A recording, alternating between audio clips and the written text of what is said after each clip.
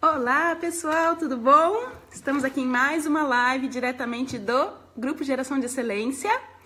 E hoje vai ser uma live bem diferente, porque a gente vai ter a participação de mais uma pessoa, que é a Isabela Castro, que vai abordar um tema bastante diferenciado, que é a acreditação em odontologia, tá? Mas, antes de eu entrar nesse tema, eu gostaria de dar as boas-vindas a todo mundo aí que tá chegando. Eu queria que vocês já fossem colocando quem vocês são e quais os nomes de vocês. Vamos ver. Já achei a Isabela aqui. Vamos lá. Muito bem. Dando as boas-vindas aí para Clara Taquino, para Jaqueline Biagio, para Priscila Mirella, que teve a perguntinha escolhida ontem. Chegando aí, Isabela. Muito bem. Deu certo, hein, Isabela? Muito bom. E quem mais que está chegando aqui? Vamos primeiro dar as boas-vindas a todo mundo. A quinta-feira, aqui já é sexta, né? Mas aí no Brasil, quintas-feiras, são sempre aqueles dias de live onde a gente ou entrevista alguém ou traz um assunto muito específico para ser discutido, tá? Dando as boas-vindas aí para Liliane Dias, Lúcia Helena, Flávio Carvalho, quem mais? Flávio Carvalho aí que tem bastante a ver com o nosso assunto de hoje. Vamos lá, pessoal, vai colocando aqui quais os nominhos de vocês e de onde vocês estão falando. Otávio Miller, quem mais eu tenho aqui? Liliane, já falei. Muito bem. Então, dando as boas-vindas. Quem mais aqui? Lucelena de São Paulo. Flávio Carvalho, de onde fala, imagino que de Goiânia. Jaqueline, boa noite, Jaqueline. A Jaqueline que cuida aí dos cursos presenciais do IBS. Priscila Mirella, fala de Cuiabá. Raquel Souza Lopes, que é nossa aluna, seja bem-vinda. Flávio, boa noite, Flávio, tudo bem? E hoje, então, como eu disse, para quem está chegando agora, o foco é a gente fazer uma entrevista, sempre com um profissional que tenha algo a agregar de valor aí, de assuntos bastante bacanas, para vocês se manterem inteirados, ok? Primeiramente, eu vou falar sobre o que está rolando hoje na página do Facebook do IBS. Se vocês não viram, não sei se a gente já postou aqui no Geração de Excelência, deixa eu ver aqui no computador, mas a gente está com uma super promoção do Dia das Mulheres, que a gente valoriza tanto, entendendo que o nosso público, né, é feito muito mais de mulheres do que de homens, então a gente, para parabenizá-las, lançou uma super promoção que vai até domingo, dos nossos cursos online, tá? A gente tá aqui com 8 cursos online disponíveis, sendo que aquele famoso, que é o gerenciamento de risco sistêmico em saúde, também tá nesse pacote de cursos com descontos promocionais. E a grande novidade é que a gente tem agora 4 cursos focados em técnicos de enfermagem. Olha que bacana. Até agora a gente vinha fazendo cursos muito focados para gestores da qualidade, enfermeiros, médicos, farmacêuticos, enfim, pessoal de terceiro grau. Mas a gente entende que a equipe técnica tem um papel fundamental na segurança do paciente, é eles que estão ali do lado do paciente o dia todo, né? E então a gente precisa sim capacitá-los. A gente vê nas visitas de avaliação o impacto que isso tem, o quanto eles estão muitas vezes desalinhados em muitas organizações daquele papel que efetivamente eles deveriam ter, tá? Então, muitos erros relacionados a cálculo de medicação, administração de medicamentos, coisas simples como protocolos de isolamento, lavagem das mãos, são muitas coisas que, infelizmente, ainda os técnicos não estão prestando tanta atenção quanto deveriam, tá? Então, vocês vão olhar lá que, além dos 4 cursos focados em pessoal graduado, a gente tem agora 4 cursos focados em técnicos de enfermagem, tá bom? Então, não se esqueçam, o link está aqui no Geração de Excelência, já estou vendo aqui o banner dos descontos. E depois vocês dão uma olhadinha, porque a plataforma é nova, totalmente reformulada. E eu tenho certeza que vocês vão adorar, tá bom? Dando as boas-vindas aí, Dr. Luiz Fernando Ferrari Neto, muito boas-vindas, é um prazer tê-lo aqui. Carla Simone, seja bem-vinda. Marli Camargo, querida, seja bem-vinda. Então tá. Então o foco hoje é a gente falar sobre acreditação em odontologia. A gente teve recentemente, há poucos dias atrás, a primeira acreditação de uma clínica privada de odontologia, que foi um super sucesso, um super orgulho para o IBS, porque o IBS já tinha sido a primeira IAC, né, instituição acreditadora, a fazer a acreditação de uma clínica odontológica, mas era um serviço público, né? As primeiras 4 clínicas odontológicas que foram no Ceará foram certificadas pelo IBS. E então, agora a gente teve uma certificação do primeiro serviço privado. E quem ajudou bastante na construção dessas práticas de gestão da qualidade foram duas pessoas que eu tenho muito carinho. A primeira delas é a Isabela Castro, que está aqui com a gente. E a segunda delas é o Flávio Carvalho, que está aqui no nosso público de hoje, que foi nosso aluno, na verdade, do curso de consultores, né? Então, foi uma coisa muito bacana, porque ele já conseguiu colocar em prática todos os ensinamentos aí que o curso proveu. Para a gente foi um grande orgulho duplo, né? Então, eu queria, então, perguntar para a Isabela, que está aí conosco. Isabela, como é que foi colaborar junto dessa instituição, né, que é uma instituição que foi... que entrou para o processo de acreditação dentro de um projeto super importante, que é um projeto de parceria AMIL e IBS, né? O AMIL Dental e Sim. o IBS. Queria primeiro que você contasse um pouquinho o que é essa parceria e depois contar dos desafios que você teve dentro desse processo. Tá. Bem, em nome da AMIL Dental, eu quero agradecer ao IBS por essa entrevista e dar meu cordial boa noite a todos. E agradecer, né, em nome da AMIL Dental. A AMIL Dental é uma operadora de saúde dedicada exclusivamente a produto odontológico, né, a clientela odontológica, a entrega de serviços odontológicos, e nós somos um produto da United Health Brasil. Atualmente a gente tem cerca de 15 mil dentistas credenciados que trabalham conosco e em torno de 2 milhões de beneficiários. Sempre tivemos uma preocupação com a qualidade dos serviços que são entregues, apesar dessa não ser a gente não ser um regulador, né? De uns 2, 3 anos para cá, a Agência Nacional de Saúde vem cobrando das operadoras que as operadoras entreguem resultados sobre a qualidade do trabalho dos dentistas. E a gente ficava assim um pouco engessado, porque pelo fato da gente não ser regulador, não nos cabe ir dentro do consultório do nosso credenciado e fiscalizar a forma como ele trabalha. Nós entendemos que isso é parte dos seus próprios processos internos. Então, nós vimos, através da certificação, uma forma de responder a essa demanda. E aí nós nos aproximamos do IBS, que foi o nosso super parceiro, através de um programa que a AMIL Dental tem, chamado Conexão Dentista. Conexão Dentista é um programa que tem lá no site do credenciado, que é gerenciado pelo setor de relacionamento, e esse programa tem alguns benefícios. Um deles é esse incentivo à acreditação. No incentivo à acreditação, o credenciado da AMIL Dental ele tem uma tabela com desconto junto ao IBS, ele tem maior oportunidade de parcelamento e tem a minha consultoria para poder ajudar ele nessa jornada para conseguir a certificação, como também uma oferta da AMIL Dental. Então, tudo isso a gente faz para a gente conseguir fazer com que incentivar, né, esse credenciado a aderir ao processo e entregar produtos de melhor qualidade. Nós acreditamos que essa certificação, pelo fato dela ter sido pioneira no setor privado, por esse nosso protagonismo, a gente pode estar criando um novo mindset na odontologia, exemplo do que aconteceu em outras áreas. A gente sabe que o processo de certificação, por exemplo, quando ele acontece numa região, numa clínica de oftalmologia, por exemplo, você tem logo os players concorrentes, vão lá e pedem o processo de certificação. Então, nós acreditamos que os dentistas ainda não sabem que isso é importante para eles. Isso aí é uma crença difícil na odontologia, porque não tem essa habilidade da gestão, o dentista não foi preparado para isso na graduação. Então, nós acreditamos que esse movimento, ele pode ser uma coisa que vai começar assim, bastante devagar, mas que de qualquer forma ele já foi iniciado. Né? E nossa super gratidão aí ao IBS por ter sido nosso parceiro nesse projeto. E vamos seguir em frente, porque se Deus quiser, esse ano a gente vai certificar outras clínicas. Oba, muito bom. E essa parceria da AMIL Dental com o IBS, só reiterando, ela dá a opção não só dos descontos e parcelamento no processo de acreditação, como também desconto em cursos, tá? Sim. Então, tanto os nossos cursos em company quanto os nossos cursos presenciais dão direito a esses dentistas que são credenciados da AMIL, mesmo que eles não estejam no processo de acreditação dos seus consultores, dão direito a 15% de desconto.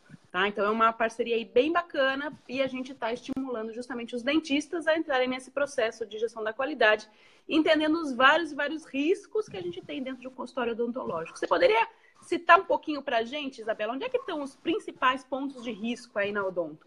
Bem, vou falar um pouquinho rapidamente, só para dar uma contextualizada. O Manual de Odontologia da Organização Nacional de Acreditação da ONA, ele foi criado em 2012 e tinha, na época, a superintendente da ONA era a doutora Carolina Moreno. Não sei se ela está aí, se ela tiver, um super beijo e minha total gratidão com ela também, que foi uma grande incentivadora para esse fomento, né, na odontologia.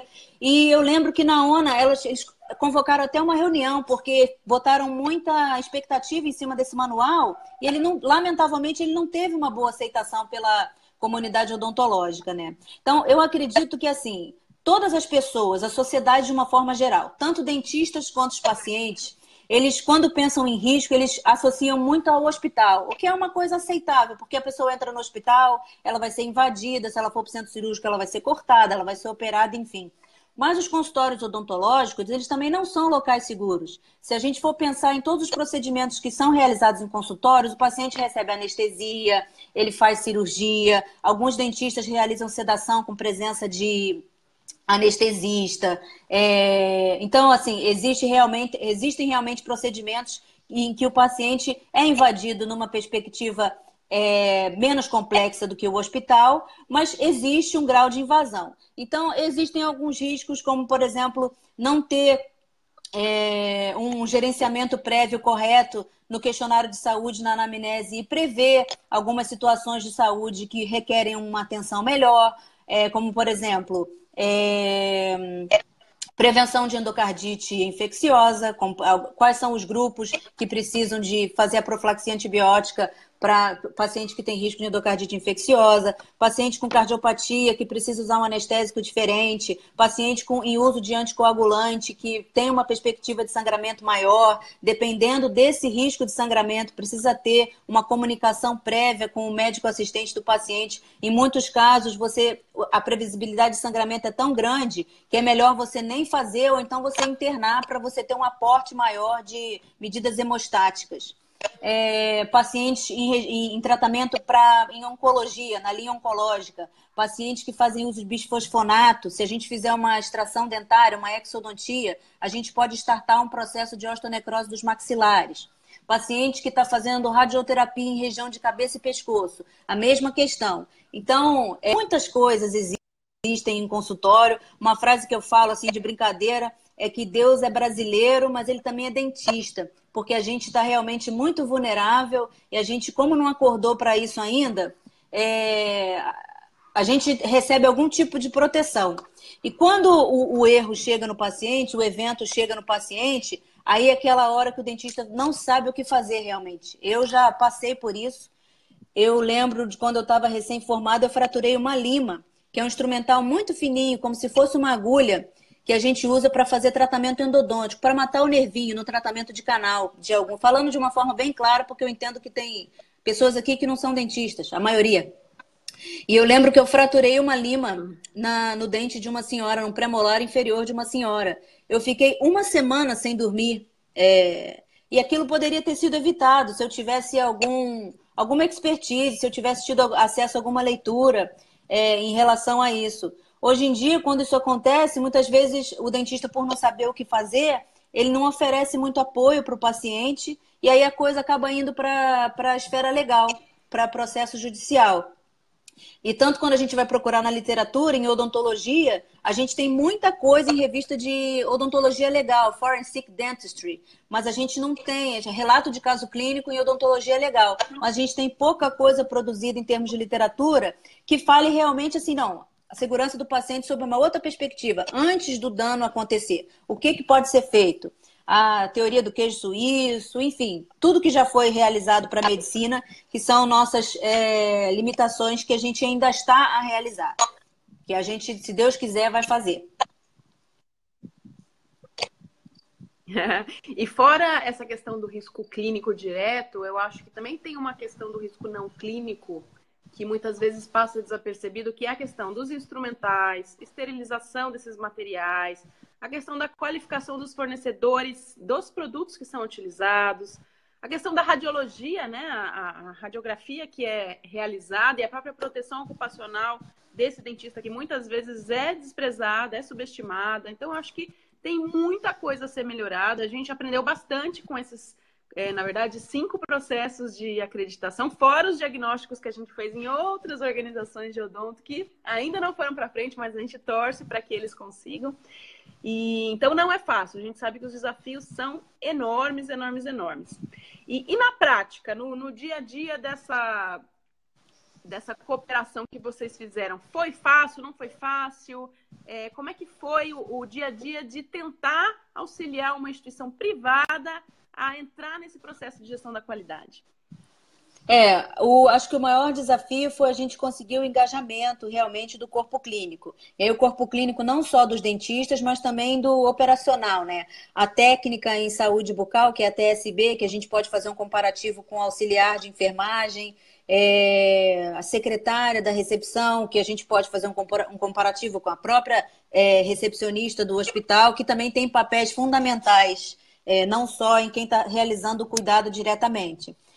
Justamente por não existir essa linguagem. Então, nós fizemos alguns ciclos de treinamento que quero aproveitar para mandar um beijo para o Flávio Carvalho, que ele teve junto conosco nesse processo e foi fundamental para a gente conseguir entregar. E a gente fez alguns ciclos e, através do diagnóstico do IBS, nós traçamos um plano de preparo, um plano de treinamento. E a gente tinha um lugar do prédio onde a gente fazia uma sala de reuniões, onde a gente levava o computador e fazia um treinamento, e na sequência a gente subia para a clínica e fazia a aplicação em loco do que a gente tinha falado. E o desafio, eu assim, falo que foi um grande desafio para nós essa parte, mas também foi muito desafiador assim, a gente tentar criar dentro da odontologia, porque a gente não tem benchmark, né, do setor privado. Então, eu ficava pensando assim, como que a gente vai garantir nessa estrutura física, por exemplo, esterilização de materiais. Nós não tínhamos uma CME, a exemplo do que você tem no hospital, que é uma estrutura mais robusta, você tem um espaço físico maior. Então, a gente teve que também ser muito criativo para poder conseguir entregar com uma forma segura, atendendo às exigências do IBS, que você não ia ter cruzamento dos fluxos dentro daquela realidade física. Então, a gente também teve que trocar muita figurinha também com muita gente, e eu acho que a gente conseguiu causar uma boa impressão para os avaliadores, porque eu lembro que a avaliadora que foi nos visitar, ela ficou realmente bem impressionada com a criatividade, como a gente tocou algumas coisas.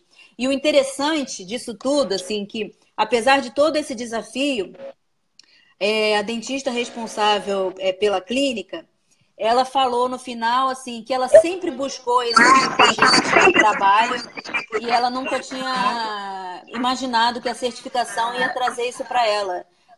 O processo, a regra, o padrão, que ela sempre buscou isso e que ela se sentia assim, uma pessoa chata dentro da clínica. E agora com esse serviço padronizado de uma maneira oficial, de uma maneira realizado assim em forma de processo, que finalmente ela estava vendo as coisas como ela sempre quis ter, mas nunca tinha tido a oportunidade de realizar. Então, eu acredito que em todas as clínicas de odontologia a gente vai ter um primeiro momento assim de bastante resistência, porque o dentista ele é uma figura profissional que ele foi treinado na faculdade para entregar. E nós somos muito imediatistas e nada dados a papel. Então, o paciente chega com uma dor de dente no dente posterior, a gente radiografa, anestesia, acessa, faz extração. Se ele fratura um dente anterior, a gente já quer logo fazer uma reconstrução. E a gente não tem, por natureza, nós não temos papel, a gente não prepara bem papéis na entrada do paciente, a gente não se comunica bem entre os profissionais na hora de realizar um pedido de comunicação com o médico assistente previamente à realização de um procedimento, na hora de encaminhar o paciente, amarrar bem as informações clínicas para poder blindar o máximo possível. E o pós também não. Eu lembro que tinha uma dentista que falava nesse processo: mas eu sou dentista, eu não quero saber dessa papelada. Então, essa resistência e a gente tentar quebrar, desfazer alguns nódulos no sentido de fazê-los entender que se eles melhorarem a parte clínica nesse sentido de amarrar melhor a gestão, eles vão ter o maior controle do processo, o paciente vai ficar mais protegido, vai ter uma maior percepção de valor frente ao que está sendo entregue e, invariavelmente, como consequência, um resultado financeiro vem. Com certeza, com certeza. Muito bom. E só para fechar agora o nosso assunto, já que a gente está falando de riscos, né, o tempo todo, você tem uma atuação muito forte em odontologia hospitalar, né? A gente sabe que você trabalha não só na Clínica São Vicente, que é nosso cliente tão querido, mas também em outras instituições trabalhando com odontologia, principalmente em pacientes debilitados e pacientes em UTI. Conta pra gente um pouquinho como é que está essa área no Brasil e qual que é a atuação do dentista ali. Bem, essa atuação do dentista começou numa lei de 2008, que ela tinha originalmente 2776. Ela já passou por vários relatores e está em trânsito no Senado a fim de receber a aprovação.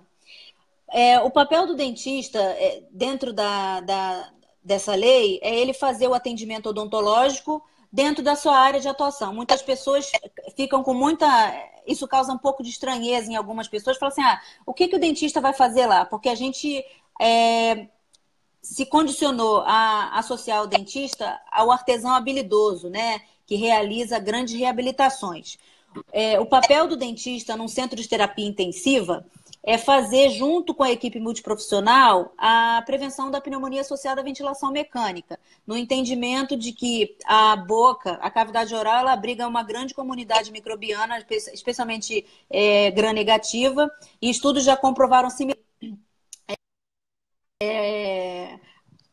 o swab, lavabo colhido do pulmão com a comunidade bacteriana da boca. Então, parece inteligente você fazer uma adequação de meio bucal para não deixar o paciente ficar fazendo microaspirações daquela saliva contaminada com muitas bactérias e cursar para pneumonia. Em paralelo a isso, eu acho que uma vez o dentista estando no hospital, ele pode ser proativo e resolver muitas outras coisas.